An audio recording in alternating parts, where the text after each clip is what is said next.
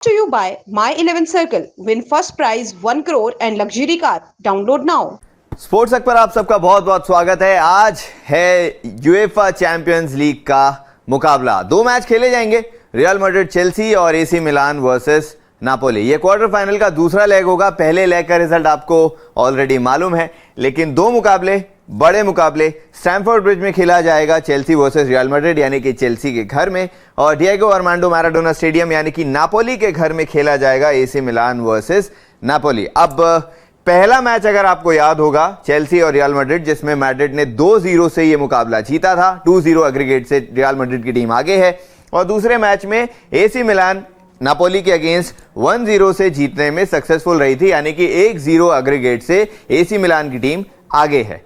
अब ये तो हुई मैच की बात कि कौन से मैच हैं, कहां पर खेले जाएंगे। 12:30 बजे आज रात में शुरू हो जाएंगे ये मुकाबले। लेकिन अब इसके बाद और क्या क्या चीजें हैं, कुछ इंटरेस्टिंग फैक्ट्स बता देते हैं, और क्या होंगी आज की प्रेडिक्टेड लाइनअप वो भी बता देते हैं। लेकिन साथ ही साथ ये भी बताएंगे कि क्या कमजोरियां रही थी और क्या आज के मैच में टारगेट होगा। आप हालांकि कमेंट करके बता सकते हैं कि इन दोनों मैचों में आपके लिए सबसे ज्यादा दिलचस्प मैच कौन सा होगा और सबसे बड़ा मैच कौन सा होगा।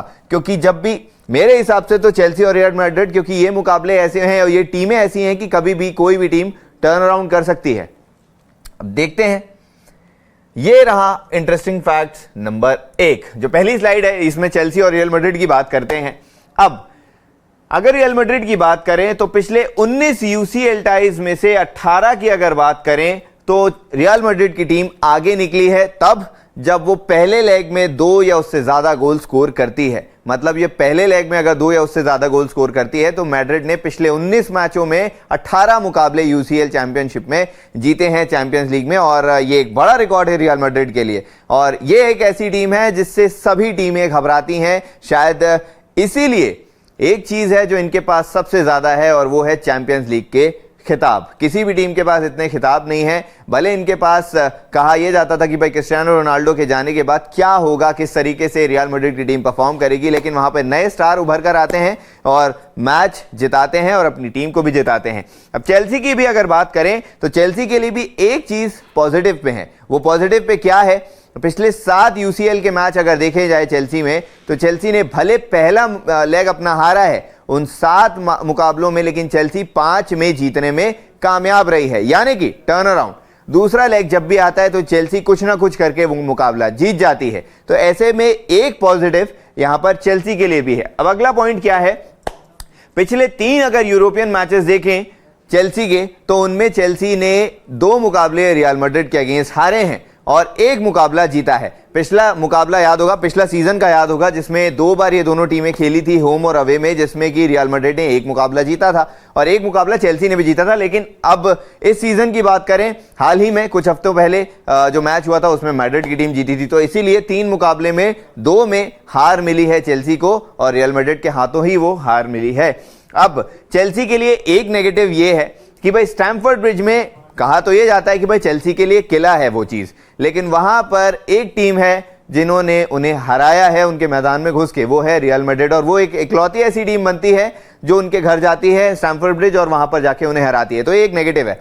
अब कहीं ना कहीं देखा जाए तो कूलीबाली, उनके जो डिफेंडर हैं वो इंजर्ड हैं, काई हैवर्ट्स वो इंजर्ड हैं, और बेन चिलवेल की अगर बात करें, उन्हें रेड कार्ड मिला था तो वो खेलेंगे नहीं इस मुकाबले में। तो इस सब के बाद देखा जाएगा कि भाई कौन से प्रेडिक्शन रहेंगे और क्या 11 उतारती है चेल्सी की टीम। फ्रैंक लैम्पार्ड क्या 11 के साथ जाते हैं आज, क्योंकि मुश्किल होती है जब 3-5-2 का फॉर्मेशन खिलाना है और आपको पता है कि एक छोर पे खेलने वाले बेन चिलवेल जो कि हमेशा 11 में उतरते हैं वो नहीं होंगे, तो उनकी जगह आपको दूसरा प्लेयर डालना होगा। क्या 3-5-2 का फॉर्मेशन चेंज होगा? क्या वो 3-4-3 बन सकता है, या फिर क्या वो बैक 4 खिला सकते हैं आज? बहुत लंबे समय में चेल्सी ऐसा खेलते तो नजर नहीं आती, और मुझे उम्मीद यही है कि आज भी ये 3-5-2 के साथ ही जाएंगे और बैक 3 के साथ ही जाएंगे। रही मैड्रिड की बात, तो वहां पर फर्लैंड मेंडी के अलावा और कोई भी ऐसा खिलाड़ी मुझे नहीं लगता जो कि इंजर्ड है। हाँ, टोनी क्रूज की बात लग रही थी, विनीशियस जूनियर की बात कर रही थी, लेकिन उन दोनों ने अपना फिटनेस टेस्ट को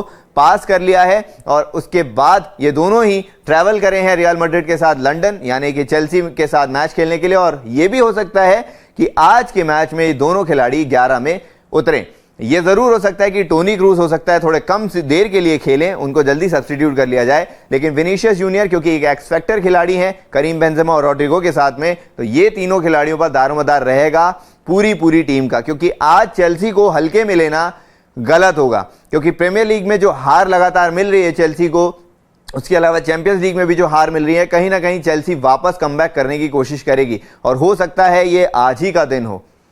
अब इसके बाद अगर 11 की बात करें चेल्सी और रियल मैड्रिड दोनों टीमों के लिए, तो चेल्सी के लिए केपा जो रहेंगे ही, गोलकीपिंग में अरिज़ाबलागा, रीस जेम्स, फोफाना की बात करें, एस्पिलिक्वेटा वापस आएंगे, थियागो सिल्वा, मार्क कुकुरेला की अगर बात करें, इनका नंबर आज जरूर लगेगा और हो सकता है कि ये बेन चिलवेल की जगह पे जाके खेलें। एनगोलो कांते मिडफील्ड में, Enzo Fernandez, Mateo Kovacic, Raheem Sterling, Joao Felix, ये सारे खिलाड़ी रहेंगे। काय हैवर्ट्स पिछले बार भी मुकाबला शुरू नहीं किए थे, हालांकि उनकी फिटनेस उस लेवल की अभी नहीं है और मुझे नहीं लगता कि आज भी वो 11 में उतरते दिखेंगे।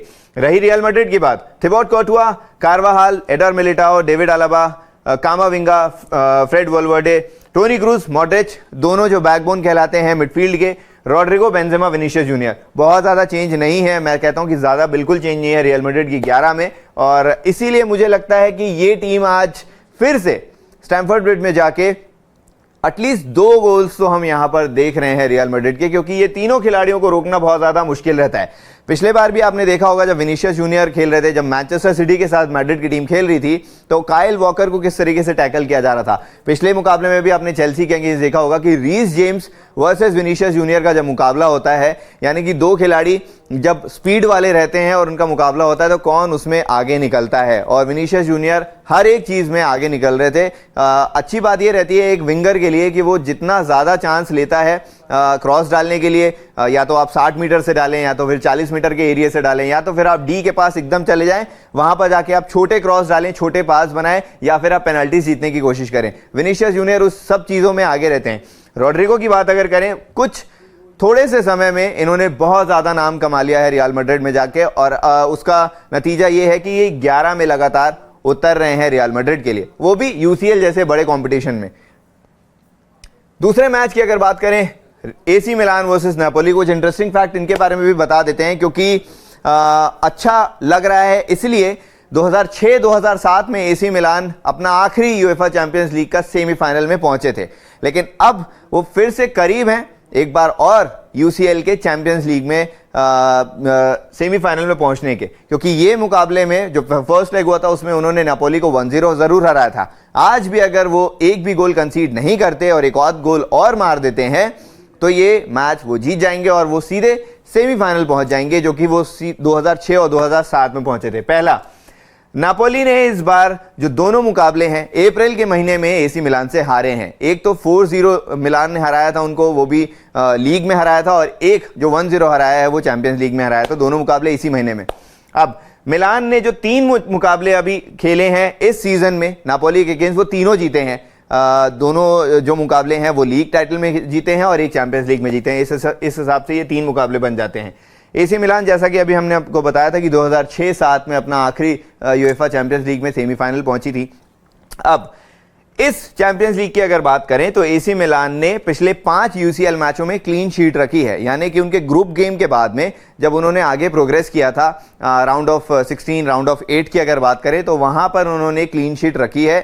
होम अवे की अगर बात करें तो ऐसे में 5 मुकाबले बने हैं जिनमें एसी मिलान ने एक भी गोल कंसीड नहीं किया। ये उनके लिए एक प्लस पॉइंट है। लेकिन नापोली क्योंकि अपने लीग में अच्छा कर रही है, तो मुझे ये उम्मीद है कि आज ये एक इंटरेस्टिंग मुकाबला देखने को मिलेगा।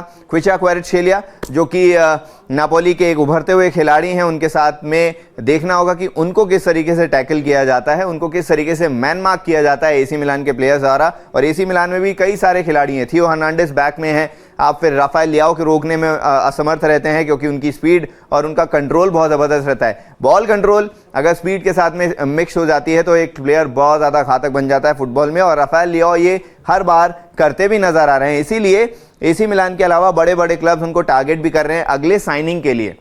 देखते हैं कौन से क्लब में जाते हैं।